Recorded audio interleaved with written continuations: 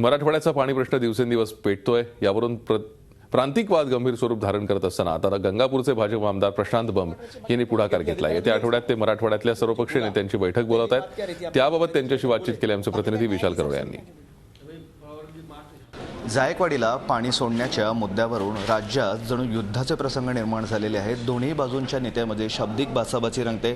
पाणी सोडावं किंवा सोडावं नाही यातून नवे नवे वाद रंगतायत. मॅटर कोर्टात गेलंय, मात्र अजूनही मराठवाड्याला पाणी मिळालं नाही.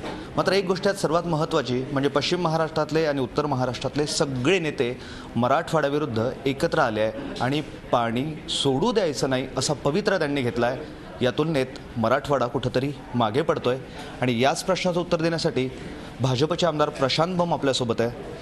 कुठंतरी ती सगळी नेते एकत्र आले आहेत आणि पाणी सोडू नये यासाठी एक दबावगट निर्माण करतोय. खरं तर मराठवाड्यात असा दबावगट आतापर्यंत दिसतच नव्हता. तुम्ही एक प्रयत्न करताय सगळ्यांना एकत्र आणण्याचा. हा प्रयत्न नक्की सांगाल मला, नक्की काय आपण यातून साधणार आहोत? असं आहे की उर्दू भाग आणि मराठवाड्यामध्ये जायकवाडी या पूर्ण भागामध्ये जितकं पाऊस पडेल त्याचं समन्यायी वाटप हे कायद्याने ठरवून दिलेलं आहे. म्हणजे जायकवाडीमध्ये फक्त 9% पाणी आणि उर्दू भागाच्या धरणामध्ये 89-90% पाणी वापराचं असं कायद्याने अधोरेखित नाही आहे. आणि म्हणून खरीपाचं पीक मराठवाड्याला घेता आलं नाही.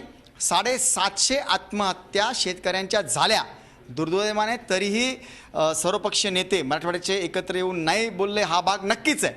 आणि उर्दू भागातील नेते बेकायदेशीररित्या मागण्या करून सुद्धा सर्व एकत्ररित्या लढत आहेत. खरीप पीक घेतलं आहे आणि आता पुढची पण पिकं आम्हाला घ्यायची. जणू फक्त आम्हालाच एकट्यांना जगण्याचा अधिकार आहे, आम्हीच फक्त सर्व पिकं घेतली पाहिजे. मराठवाडा हा जरी त्या भागातला असला तरी त्यांना अजिबात अधिकार नाही आहे. कसं तरी तुम्ही पिऊन फक्त पाणी पिऊन जगा अशा अरिवित भावात ते वागत आहेत. त्याचं कारण एकमेव असं आहे की मराठवाड्याचे सर्वपक्षीय नेते एकत्र येत नाही आहेत. ही शोकांतिका आहे. आणि म्हणून मी 3-4 वेळेस प्रयत्न केलेत. काही नेत्यांनी साथ दिली सुद्धा आहे.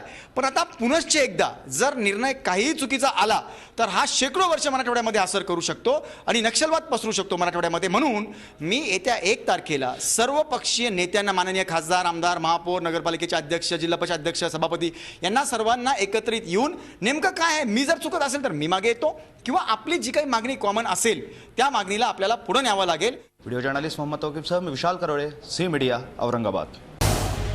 झी 24 तास रहा एक पाऊल पुढे.